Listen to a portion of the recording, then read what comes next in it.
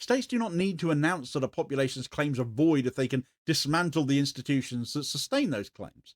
Refugeehood does not have to be formally revoked if the paperwork that recognizes it is allowed to decay. Responsibility does not have to be denied if it can be endlessly deferred. UNRWA stands in the way of all of that, stands in the way of this method because it keeps the administrative machinery of recognition running. It refuses to let the problem age out of relevance. It insists quietly and persistently that unresolved displacement remains unresolved no matter how much time passes. This method appeals because it avoids the costs associated with overt brutality. It does not provoke immediate sanctions. It does not generate images that force sustained outrage. It proceeds through budgets and jurisdictional disputes and enforcement actions that can be described as technical. By the time the outcome's clear, it can be presented as inevitable.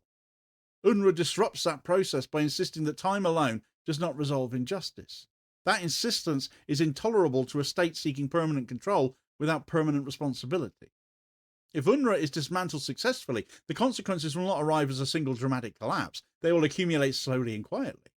Refugee registration will fragment. Responsibility will be diffused. Aid will shift from obligation to discretion.